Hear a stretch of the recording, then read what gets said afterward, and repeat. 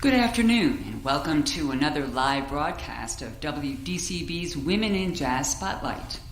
I'm Leslie Karras, and our featured artist this hour is pianist Deanna Witkowski. We'll get to the music in just a moment. First, I'd like to mention that we are broadcasting from the studios at PianoForte Chicago, which is dedicated to helping people love the piano. More information is available at pianofortechicago.com. Deanna Witkowski's name will be familiar to many listeners who saw her perform when she lived in Chicago back in the 1990s. She is a rare musician who feels at home performing in churches and in jazz clubs, whether working with just a trio or with hundreds of voices in a university choir. A composer, arranger, and classically trained pianist, Deanna is also the author of Music for the Soul, an award-winning biography of Mary Lou Williams. You'll hear all these influences in the program that Deanna is performing for you today. Without further ado, let's welcome Deanna Witkowski live from PianoForte on WDCB.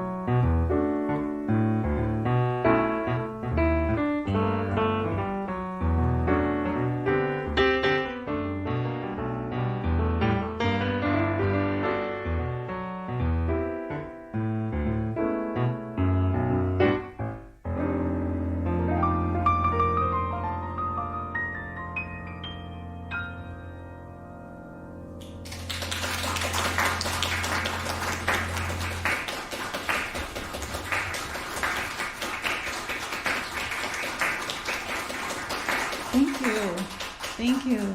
Well, it's wonderful to be here back in Chicago and back at PianoForte. It's been a while. So that last piece that I did was an arrangement that I have not yet recorded. I first did that arrangement when I first moved to New York in 1997. It's a Cole Porter tune called Everything I Love. And I love arranging, and I love arranging Cole Porter in particular when it comes to great American songbook composers. And that first piece was another arrangement, a very recent one, of a hymn tune called Come Thou Fount of Every Blessing. And back in, 2017, I think, I did a record called Makes the Heart to Sing Jazz Hymns that has a lot of jazz hymn arrangements on there. So that's one that's not yet recorded. So those were those two pieces. So I think I either can continue on with some music or I can just keep talking about. Okay. So the next piece, this is a short piece, and this is one of Mary Lou Williams's movements from her Zodiac Suite from 1945, and this is called Taurus.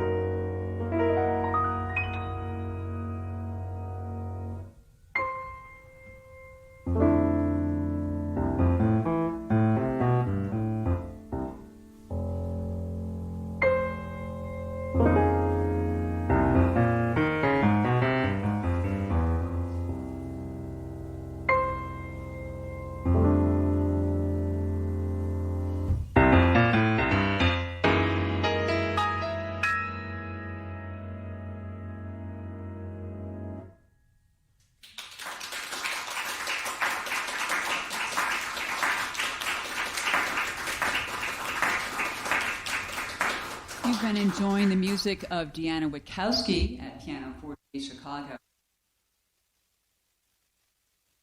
I'm Leslie Karras, and you're listening to a special live broadcast of the Women in Jazz Spotlight, a feature we air every Wednesday at noon. We'll return to the music in just a moment, but first I have a question or two for you, Deanna.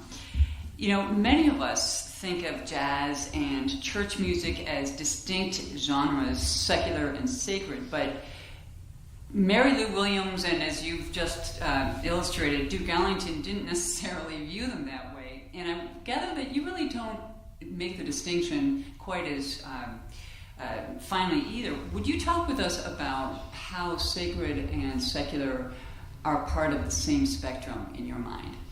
Sure. Well, I actually don't really think of sacred music and secular music as being different things. I just think of music, and I think the environment that you play music in. I mean, jazz musicians in general, any musician who's a good musician is sensitive to the environment that they're in, and to the people who are either sitting in the church pews or sitting here at PianoForte in the little chairs that are here, or in a club, or and understanding kind of what the music is, what it's conveying, or sometimes, you know, what the purpose of the music is, I think can make a big difference.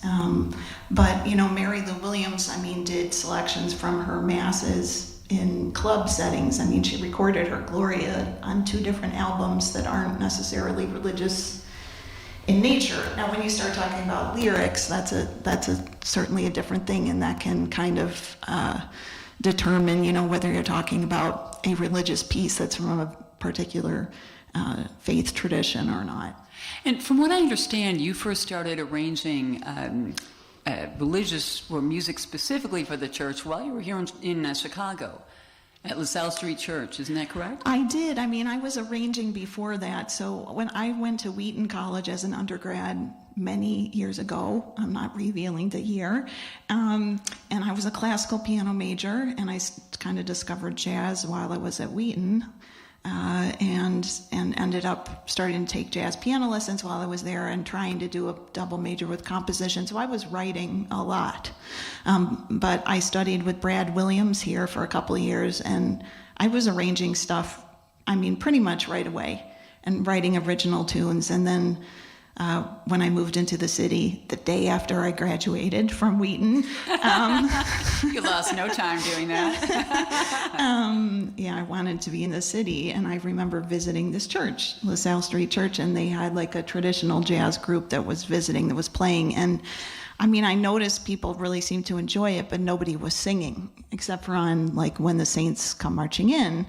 And so that's kind of what happened. I introduced myself to a pastor there, you know, and said, "Oh, I'm a jazz musician. I'd love to, you know, arrange some stuff." Or I probably didn't even use the word arrange, but that meant that I was then in charge of it, you know, as it goes in churches. But no, I went there for years and did several jazz services there, brought my band in, wrote stuff for the choir, and then also subbed there a lot. And I mean, I would play like, you know, monk tunes. I didn't know Mary Lou stuff then. I would have probably played it. I arranged lots of things. And you also improvise a lot as a church musician, you know. How so? I'm curious about that. Oh, well, that's a huge tradition. So, you know, if you even just think about, so say there's an event that's supposed to start at 11 o'clock and something happens and, you know, the processional isn't ready to start at 11 o'clock. Well, you know, if you're a musician who doesn't improvise, you're going to keep playing the same prelude music over and over and over again, right? So if you improvise, you can actually do different things with that. And sometimes you have to just extend or, you know, contract or be ready for the unexpected. I mean, you don't know how long it's going to take people to, in say a church that serves communion, you don't know exactly how long it's going to take, how many people are going to show up, you know, so you may have to play longer or shorter. So, I mean, church organists have a huge history of, you know, improvising. So it's a great play. I used to play for one service I was a full-time music director at a church in New York when I first moved there. And we had this one monthly service where sometimes I would be improvising for like 25 minutes. So, you know, I got a lot of practicing and yeah. If you're just joining us, we are with Deanna Witkowski here at PianoForte Studios in Chicago. It's a live broadcast on 90.9 FM WDCB. And I wonder, Deanna, if we're going to be hearing a little more sacred-ish music, as it were, during the course of the hour today? Yes, we are. All right. And since that was a prompt, I think I'll change what I was going to play next, and maybe do improvise a bit. Well, so I mentioned my recording called "Makes the Heart to Sing Jazz Hymns," and a lot of what I do that's different from a lot of jazz musicians who do church music is I also notate all my hymn arrangements or my choral music or music for congregations, because I want to be a resource for church musicians who want to, or just musicians who want to be able to play the music, who aren't necessarily jazz players and know what to do with these weird chord symbols or things. So there's so about you're writing out the music for them. Mm-hmm. Yeah. Besides having like lead sheets like chord and melody for jazz musicians. So there's about like 500 churches that have bought the sheet music that accompanies this record at this point. So I'm going to do one of these arrangements, and usually this is with like a whole group of people singing too, but I don't expect anybody here to sing because you wouldn't know what the words were, and you don't have microphones for the radio. But so I'm going to start with an arrangement of a Welsh tune. The name of the tune is called Hyfrydol, and the words that I know to the tune are love divine, all loves excelling.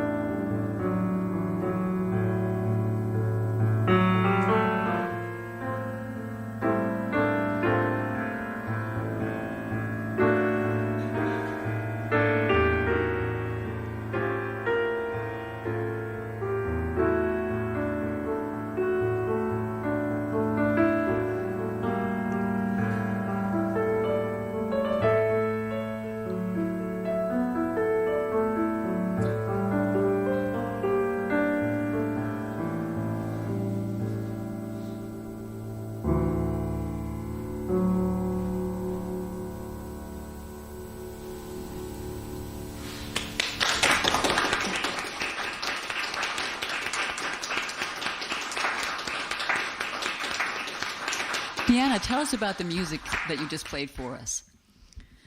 Sure. So that last piece, those were 2 hymn arrangements, or the first one was, again, an arrangement of a Welsh tune called Hyfrydol, which often gets sung with the text, love divine, all love's excelling. And the second one was an arrangement of a spiritual called, Lord, I want to be a Christian in my heart. And the text that keeps repeating in that is in my heart, in my heart.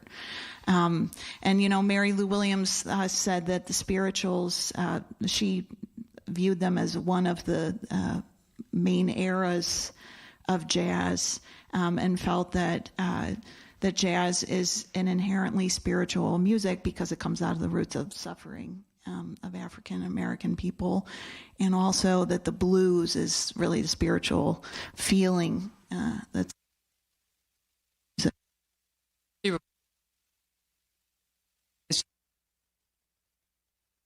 eras, many of which she lived through and was active in, and the way she tied it all together, it made a very compelling case. Yeah, I mean, I don't have the exact same viewpoints as Mary Lou does on. So she really, starting in 1967, when she first got asked to actually got her first commission to write religious music by some Jesuit priests in New York for a concert at Carnegie Hall called "Praise the Lord in Many Voices." She used that moment to do a mini kind of history of jazz, about 10 minutes, which later on became a full 45-minute program that she would do. And so she said that the 4 eras of jazz were spirituals, ragtime, Kansas City swing, and bebop. And actually, if you go online, there's a very interesting history of jazz tree that she created with her friend, an artist named David Stone Martin, who did a lot of record covers. And you actually see that. So the roots are in suffering, and then blues lines the trunk, and then you see those eras of jazz leading up into the branches, and all the branches that are, I'll say, healthy looking have names of great jazz musicians on them. You're listening to a special live broadcast here at PianoForte Studios in Chicago with Women in Jazz, and our feature this hour is Deanna Witkowski, who is in town here in Chicago for a few weeks. And Deanna, I wonder if you could tell us a little bit more about your connection with Mary Lou Williams. Obviously, you were, as we all know, you were in New York for quite a while. And then when the pandemic upended life for so many of us, that also wrought large changes in your life as well. Can you tell us a little bit about that? Sure. Well, so I've been playing Mary Lou Williams' music since about the year 2000. I was asked by the late pianist Dr. Billy Taylor, who was also a great friend of Mary Lou's, to perform with my group, which was based here then, at the Chicago, at the Kennedy Center, Mary Lou Williams Women in Jazz Festival. So I was in New York then, but I brought my old band from here. And, when Dr. Taylor invited me, I was super excited. And of course I said, yes, I would love to play. And my second thought, which I didn't say out loud, was, I don't really know Mary Lou Williams' music very well. And, her name is on this festival. And so I felt like this responsibility, to at least learn some of her music. And so it was a good time to learn, because there was a biography first biography had just come out about her by Linda Dahl called Morning Glory. And I read that, and I got to the point where I learned that Mary Lou had this very interesting story, 60-year, career that spanned all kinds of music, really. And in midlife, she had a religious conversion to Catholicism and started writing sacred music several years after that. And she wrote 3 jazz masses, and I had just written my second jazz mass for this Episcopal church where I was a music director in New York. So that was kind of my first entry in. And then I contacted Dave Douglas, great trumpet player. He had just done a tribute record to Mary Lou, and said, it's called Soul on Soul. Soul on Soul. Mm-hmm. And then Ellington. And then so I just said, what should I listen to? So he sent me, a list. I don't even remember what was on it, but again, it was just the huge breadth and range that really spoke to me, as well as Mary Lou's adventurous harmonic sense and being rooted in the blues, as I said earlier. So that kind of led me on what's now been a 24-year journey. So when the pandemic happened, this really wasn't initiated by the pandemic at all, actually. So the week that it was declared that there was a pandemic, I was at my mother's house working on the Mary Lou biography that came out a couple of years ago, and I had been approached by the publisher to write it, and I had a looming deadline, and I went there on like March 7th, I think, of 2020, and I expected to go to my mom for 2 weeks because when I go to my mom, she cooks, and then I live in the basement, and then I come upstairs to eat her food, and then I go back downstairs and keep writing, which is how I just finished my dissertation too for my PhD. So I was there, and I thought I was going to be there for 2 weeks, and I ended up having to stay for 10 weeks. Because I couldn't get back to New York. There was no public transit. I didn't have a car. But right before I had been there, I had applied for a PhD program at the University of Pittsburgh in jazz studies, which is essentially a musicology program. And Mary Lou is from Pittsburgh. And so in, I guess, August of 2020 is when I moved to Pittsburgh, and I eventually bought a house there, which I didn't realize at the time is a mile from her gravesite. So I've gone often to visit there and speak with her, and so I feel like in a very real sense, I mean, she's present in my life. I also had an adult conversion to Catholicism, really at the same churches where she did as well. So I talk about this in my book in the introduction. It was like I just had a moment when I was in New York walking on East 15th Street to St. Francis Xavier Church, where I was like, I'm probably walking, in the same steps or, same sidewalk that Mary Lou walked on, and just having those kind of moments connect me to her. Well, actually, you mentioned her masses, and you just recently performed Mary Lou's Mass Music for Peace at Loyola University, and I attended that performance, and I remember seeing a few listeners there in the audience as well. It was packed, and I was so moved by the music, not only because of the sacred text, but also the groove to that music. Mm-hmm. And I wonder if you've got some more Mary Lou for us this hour as well. I know we heard Taurus, which you've recorded as well, on Force of Nature. And wonder if you're playing any more for us today. Yeah, well, I'm going to play next a piece that to me I think Mary Lou considered to be a spiritual. And it was an original piece that she wrote and recorded on her 1964 album called Mary Lou Williams Presents Black Christ of the Andes, and she wrote it for right after John F. Kennedy was assassinated. So it's called Dirge Blues.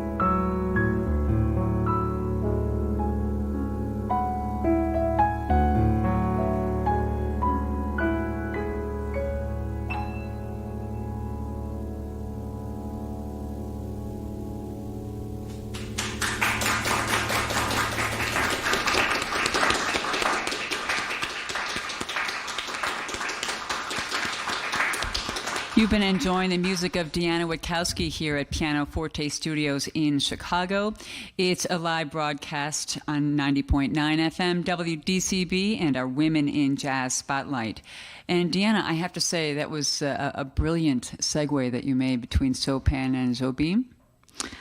Well, thank you. And actually, Jobim, so that was an arrangement of Chopin piece, Prelude in E minor, and pairing it with Antonio Carlos Jobim's piece called Insensates, or How Insensitive. And he actually explicitly stated that he based his piece on that prelude. So that those pieces do get paired together sometimes. I did a whole record a few years ago called Raindrop Improvisations with Chopin, where I also took some other Brazilian pieces and mixed them with Chopin and did some different things, improvising. But, I also know the Portuguese lyrics because I speak Brazilian Portuguese. So for me, the text really, even if I'm playing an instrumental of something that has text, the text always influences the arrangement. It also strikes me while listening to the way you play Chopin and improvise his music, how rich that music is for jazz players in particular. And I'm thinking also of Chucho Valdés and some of the explorations he's done of Chopin's work as well. And I wonder I know you have a whole album full of Chopin music. Are you ever planning to continue perhaps doing a volume 2, or? I haven't really thought about it at this point. So that record is my only solo record. There is one arrangement of his B major nocturne I do that I often play with the rhythm section. Mm-hmm. So I think it would be nice if I did another project to maybe mix in, some things with the group as well. But I think one reason that Chopin really works well with the Brazilian music, because if you think of a lot of Brazilian music that's on a guitar, there's lots of, inversions of chords, and that's really what happens in a lot of Chopin stuff in the left hand. And very chromatic movement, and it's just kind of a different world, different sound world. Well, so while we have you here in Chicago, can you tell us about some of the performances that you have planned while you're still here? Sure. Well, there's one more happening in town, and that's tonight at 8 and 10 p.m. at the Jazz Showcase, and that's with saxophonist Julie Wood. It's going to be a quartet, and we're going to be doing some Mary Lou Williams, a couple of my pieces, a couple of Julie's arrangements. And then if anyone is in Indiana, which isn't too far away, I guess, I'm going to be doing a Jazz Vespers at Valparaiso University next Wednesday, the 10th at 7:30 p.m. And that's actually with musicians from here, with John Paul on bass and Tom Hipskind on drums. That's my old trio. And so information on that is at my website, which is deannajazz.com. I was just going to ask you how people can find out about your recordings and your book, Music for the Soul. Yeah, so really the best way is to go to my website, again, Deanna, Deanna, jazz.com, and you can find, links there, like if you prefer for the book an ebook, or if you prefer the digital album, all the links are there for purchasing. And so I think we've got time enough for one or two more. What do you have planned? Sure. Well, I would like to do something that I wrote for Mary Lou Williams. So I'm going to do a little bit of an extended intro and then go into the title track of my latest album that has a lot of Williams tunes on it, called Force of Nature.